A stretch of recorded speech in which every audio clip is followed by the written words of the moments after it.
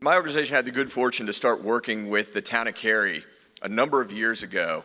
And one of the things that those that are from this region know is that Cary has been showing forward leadership in this smart space really from before we even started calling them smart cities. And a big part of that is that we found someone there that has that same sense of value that I think I do. If you heard my introduction, that I like ideas crazy enough to work. Well, I'm excited that we have Nicole Raimundo here, a self-proclaimed government rebel who has won many awards for her work in the Town of Cary. But Cary is one of the leaders in this region that decided to embrace technology early, to swallow their own medicine by first deploying it right on their central government campus, and to publicly make that available for citizens to engage, to give comment, to give feedback, and through Nicole's leadership and Terry Yates and a number of others on their team, they've really taken this level of smart to another level. And so who better to give us a feel of where are we as a region? Where have we come in the last 5 years or more in advancing this concept of using data to serve our citizens than Nicole Raimundo. So please welcome her to the stage.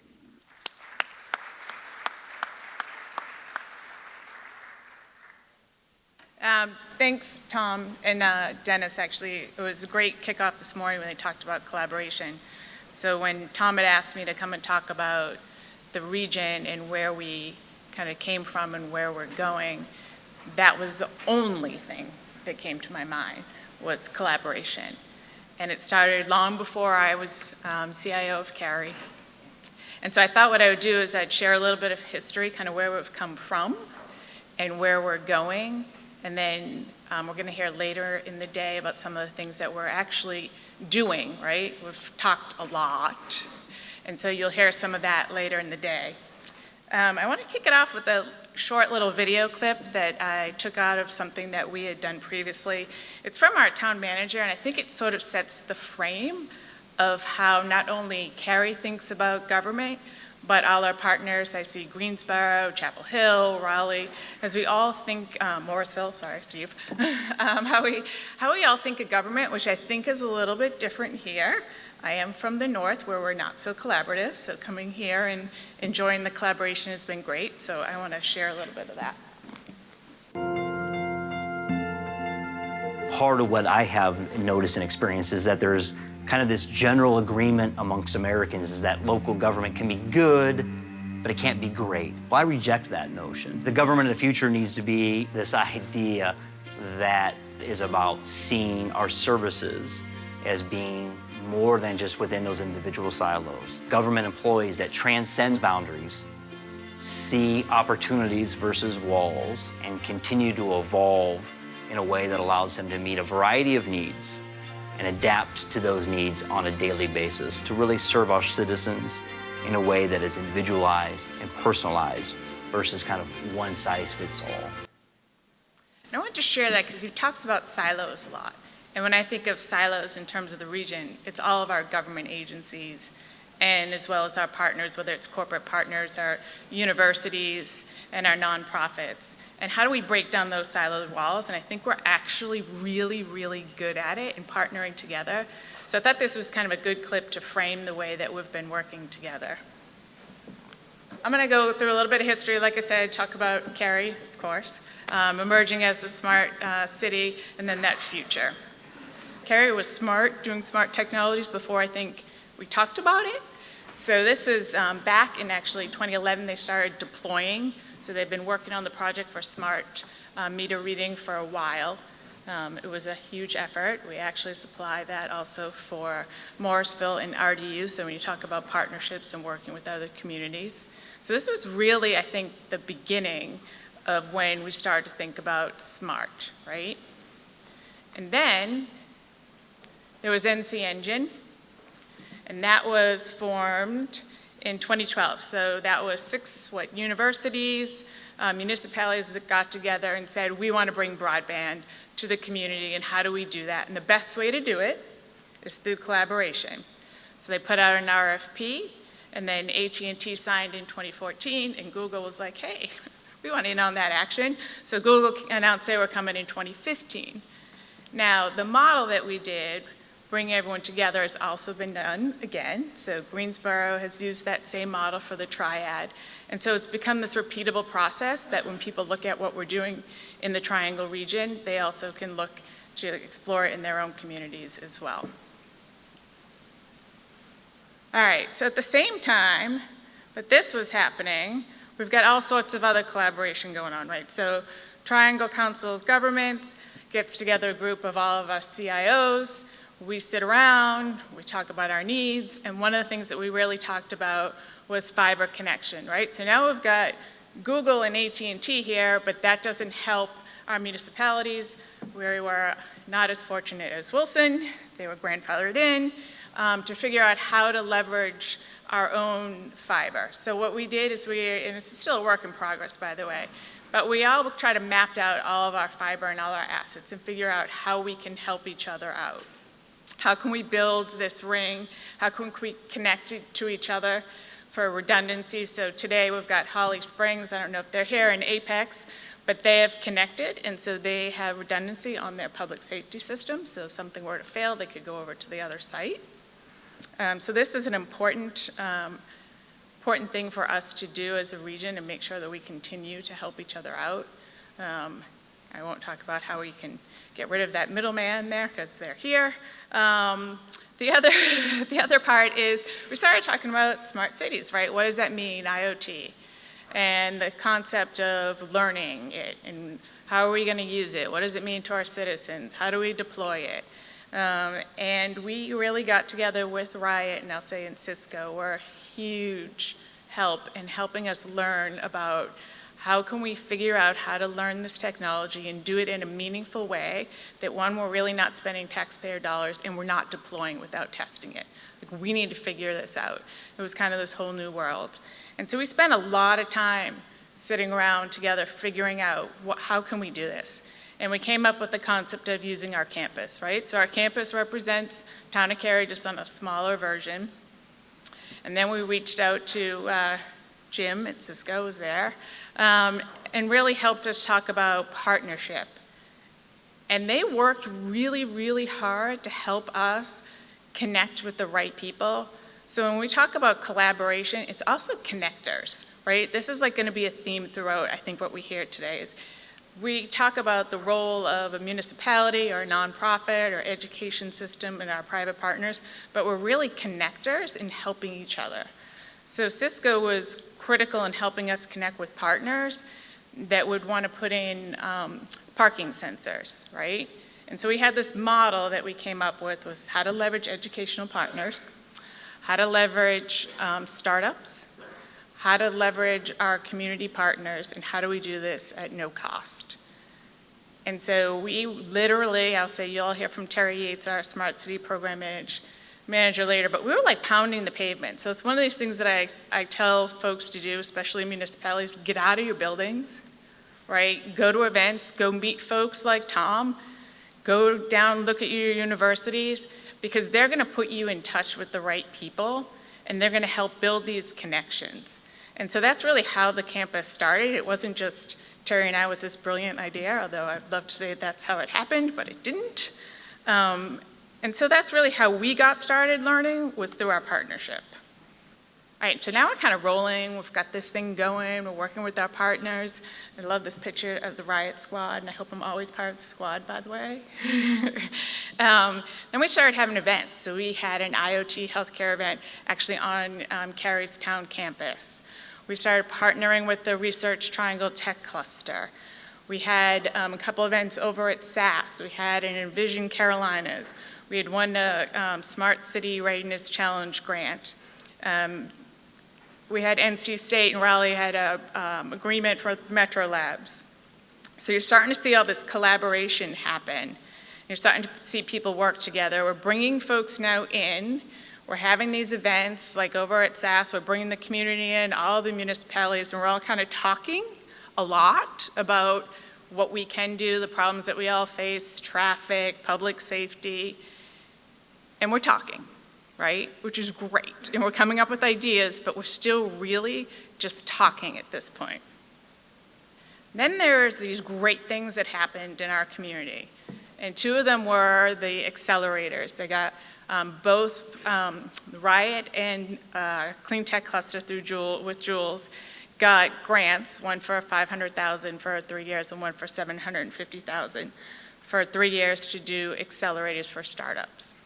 And this is really key. It's key to our economic development, it's key to our partnership, it's key to the networks that we're all creating together, and it helps us learn through them what their needs are, both of the municipality, of our IoT needs, as well as working directly with them as they're building a company. It's like the perfect match, because you're gonna get in the end exactly what you need. We're also looking at things that have happened, like we now have new jobs, right? We have people that are drone operators in Cary. Who would have thought? We have smart city program managers, whether it's Terry Yates or Noah over in city of Raleigh. So there's these new jobs happening. We've got grants, economic development. Like, we're like really rolling at this point. So we went over to Barcelona for Smart Cities World, which is massive. A group of us, this is a picture of a bunch of us that went. We were in the USA Pavilion talking about all the great things the region is doing. We had Cisco, we had Clean Tech Cluster, we had a bunch of other companies. We got to meet the US Consulate.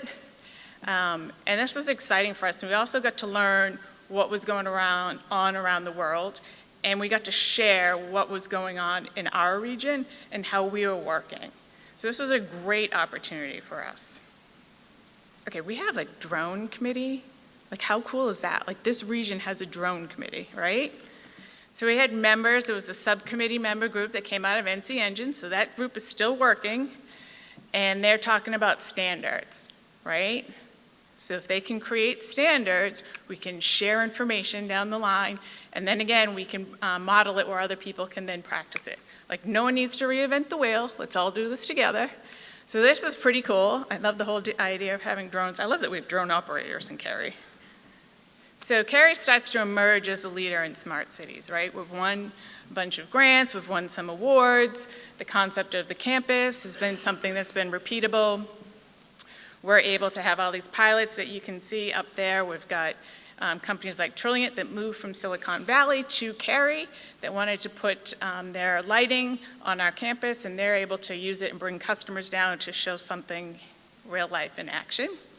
At this point, we've got people coming to us, so they actually want to put their stuff in our campus. And we'll test out whatever you want. We're not going to pay for it. So if you want something to test, we'll do it, but we're not going to pay for it, just so you know. One of the cool things, I love the story that came out of it was Tom introduced us to someone at Bayer Crop Science that has IoT rodent traps. And I was like, we're going to put IoT rodent traps on campus. That's cool. And the purpose was really, if you think about it, not so much in also an urban setting, right, or suburban setting, it's really crops, right? But they needed a place to test it. So they put it on campus, and we can test where those little suckers are, and we can move them around. But we asked them to partner with our pest control company that we already use, right? Because we already have a business partner in that area. So we did, and they did. And I think that's a great story about bringing two different companies together that probably would have never thought to work together. And they really just created a whole new business model, which is exactly what we want to happen, right? So then we started also looking at doing things outside the campus. Now keep in mind, we're doing pilots, because this is really a learning education process for us and then for everybody else in the region to learn. Then we started moving out of the campus. And not only did we start moving out of the campus, this was no longer an IT thing. It pains me a little bit. Tom says it best when he talks about a watch and a phone, right? It's not a smartphone anymore, a smart watch. They're all going to be phone and watch. Every project is going to be a smart project. And this is a great example of it. This is really led by our traffic group. And so to watch in your organization other people start to get the value of IoT and what it means and how it can benefit our citizens is one of the greatest things, I think, for me as a CIO that I can watch within our organization. So this is our pilot for connected vehicles where we're testing both Connected Technologies. It's a partnership with NCDOT. We are looking to partner with Morrisville. We already are taking over one signal in Holly Springs, but we're looking to do others, so we're hoping that we'll be able to leverage that as well and kind of grow that throughout the region. Most of this has been on campus, been pilots. It's been thinking about Cary, selfishly, and our citizens. And that's one of the things that we really kind of stepped back and we looked at. And so I want to kind of show this, bear with me, it's like a 3-minute animated video clip of how in Cary we sort of think about projects and technology and the impact that we want to have on our citizens. Cary consistently ranks as one of the best places to live in America. We are a reflection of our growing community and the result of an unrelenting commitment to an exceptional quality of life. Extraordinary service is a core value that we strive to never compromise. And with a population that boasts the highest concentration of PhDs in the world, our citizens expect the very best. The way we meet those expectations is acting less like the public sector and more like private industry. Enter emergent technology. With the average American spending close to 4 hours on their smartphone each day, what better way to connect with our citizens than through the devices and applications they're already using? Meet Carolyn, a busy full-time working mom who lives in Cary with her husband Carter, their 3 children, and a dog named Carly.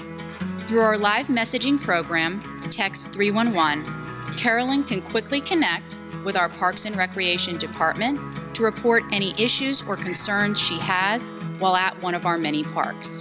Whether she's reporting a problem with the gate at the dog park or a dirty diaper being washed out onto the splash pad, we are committed to responding to our citizens and their concerns in a timely manner. With a quick text conversation between Carolyn and a staff member, the problem with the stuck gate at the dog park was resolved remotely, saving time and money, all while providing stellar customer service. After loading her pup Carly into her Prius, that busy mom who just left the dog park is now headed across town to her son Carson's skateboarding competition. A drive that normally takes 20 minutes will take 50 today due to a road closure for a water main replacement. There's nothing worse than sitting in traffic when you're in a hurry and you could have avoided it. Through our partnership with Waze, we schedule road closures as soon as we know they're coming. Carolyn jumped on Waze before pulling out of the dog park and was rerouted to avoid the delay. She arrived at the skate park with a few minutes to spare and saw Carson land a 360 5 minutes into the competition. Providing information directly to Waze helps our citizens know what's happening before they even start the car.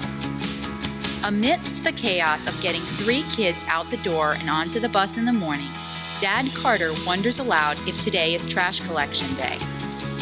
Instead of Googling and clicking through a dozen pages, he simply takes another sip of coffee and calls out, "Hey Alexa, ask Cary, when is my next trash day?" She tells him it's tomorrow. He takes another sip of coffee and enjoys an extra 5 minutes this morning. Carolyn reminds him that they need a new curbside recycling bin because the lid on theirs is broken. "Hey Alexa, ask Cary to hook us up with a new recycling bin." Cary's Amazon Alexa skill can help citizens like Carolyn and Carter quickly log a case with our Public Works Department. Gone are the days of waiting on hold or filling out forms to interact with local government in Cary. It's as simple as asking Cary for help and she'll do the rest. In Cary, we're utilizing new technology to make life easier for citizens, all while saving time, money, and resources. We're also dreaming big about what new technologies we'll tackle next.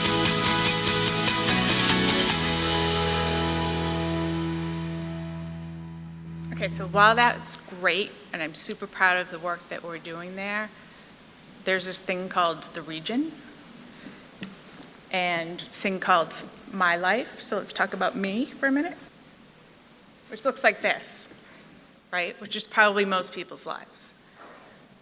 So I live in Apex. I drive every day to Cary. My kids go to school in Raleigh. And then 3 to 5 days a week, I drive up to Wake Forest for a hockey practice for one of my kids. And I share this because I think this is probably most people's lives. So when I think about me and my needs, and then I talked to Tom and Jim, and I said, help me make my needs better. I'm slightly joking, right? Because we're talking about the region. So there's no boundaries. We know that. We know that public safety crosses everything. We know everybody has traffic problems. I think it's interesting when I moved down and I went driving through communities, and I went through Preston and entered Morrisville from Cary, and I was like, wait a minute, this is interesting. I'm in a community that has 3 zip codes, and one of them is a different city, okay? So how does that work, right? So when you think about that, and you think about the lives of people like me and the people like you that love this region and love this community and the connections that we have, the brain power is ridiculous. We know that. The communities are amazing. The businesses want to help, right? Our corporate partners want to invest because you know what? Their employees work and live here, right? So they want it to be great. We're trying to do everything we can in terms of economic development to make this a place for people that want to come to move to. Our partners really want to embrace it. I've never seen anything like that. I know I keep repeating myself. So what started to happen was we've got all of these pilots, we've got lots of collaboration going on in all different areas. I only touched on a few. There's transportation groups that are working on different things around smart cities as well. There's no shortage of groups working to try to figure this out. But what I started to think about was there's all these siloed pockets working. And so we're working collaboratively, but we're not working collectively. And so we brought a group of us together a few times now. Once was over at Cisco and the other was at Durham, of folks to kind of figure out, okay, we've talked, and we've got some pilots going on here, but how do we actually move forward, right? So what is going to be that next step? So how do we figure out this collaboration in a meaningful manner where we're actually like put a stake in the ground and we're going to do something? And you're going to hear about the stormwater, or I think it's water leveling now, project a little bit later today, and it really is critical and instrumental for how we're going to move forward as a region. It just takes a few of us to step forward and put our kind of heels in and say, we're going to do this.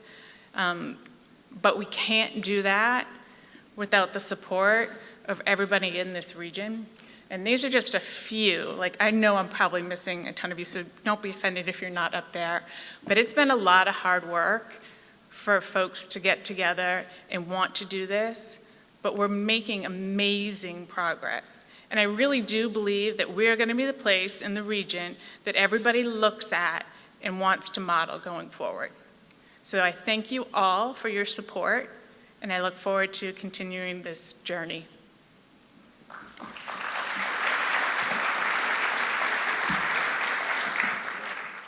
You have so many things going on, and I think one of the things that seems like it's developing in smart cities is the notion of a platform. I know Cisco has something. I saw Quantella, they have something. What are your thoughts in using that versus you've got a lot of providers? Yeah. And what are the challenges that brings? Yeah. When I started to put together the presentation, I kind of steered away from the technical pieces of it. But in Cary, we really have moved towards a platform strategy, right? So when I got there, we've got 200 disparate applications, and we're really trying to eliminate those and put them all on platforms so that we can take advantage of sharing that data out. I think you'll hear a little bit more about that in that stormwater panel later today, because that's really key and critical, is how to get data sharing between the municipalities so that we can make sure we've got the right data standards. And I'm hoping that, I hope I'm not stealing their thunder, but I hope they do talk about that. But really, yeah, it's really moving towards the platforms. I will say that this really has been a journey. So when we started this, we didn't really know much about smart cities, right, or the technology. And working with partners, and they really are partners. I want to make sure that I'm clear. Like, we don't think as Cisco or some of our other partners as vendors, right? We really believe it's a partnership because we're both learning from each other. This is a space that is still in its infancy, right? It's probably a multi-billion-dollar market, but it's still in its infancy. You know, we've learned that everybody has a dashboard. We don't want everybody's dashboards.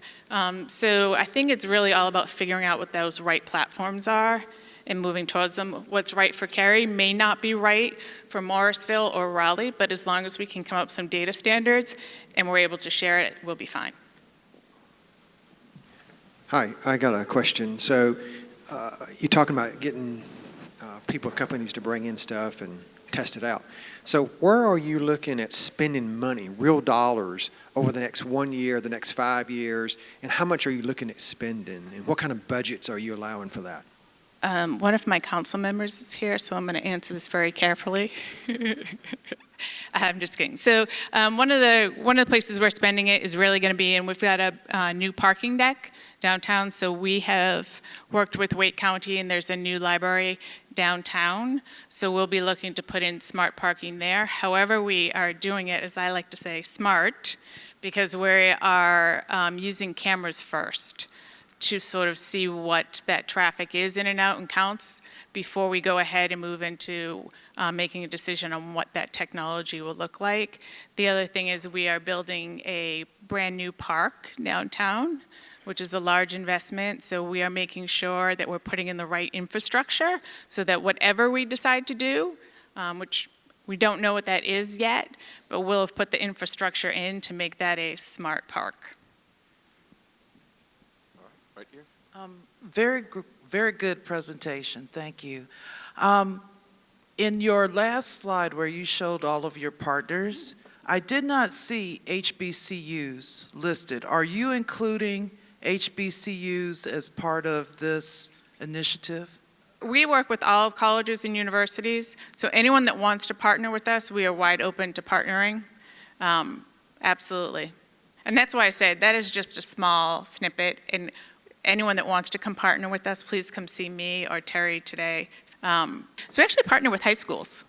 So we have high school interns in all summer, and quite honestly, I think that half of them are smarter than I am. They've been using technology their whole lives, so the work that they do for us is pretty amazing. So we've had an internship program for 3 years now. All right, we'll Yes, start here and then Nicole. come back. My name is Rob Montalvo. I'm also a resident of Town of Cary. During your presentation, you alluded to drones. Can you comment on what specifically Town of Cary is doing with drones and how it is helping the residents? Sure. So we're still piloting. So we're learning right now. We have a partnership with Duke where we've looked at drones technology, just leveraging Coco Booth, but we will look to use it for tower inspections, obviously accident recreation, but we're still in the pilot phase. All right, last question.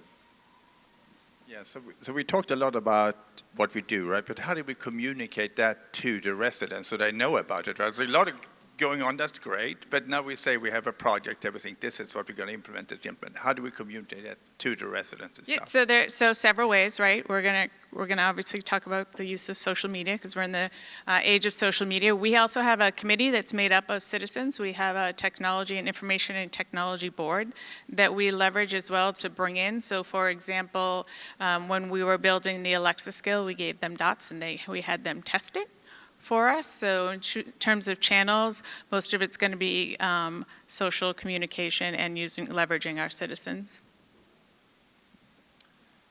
All right, let's give a round of applause to Nicole. Thank you very much.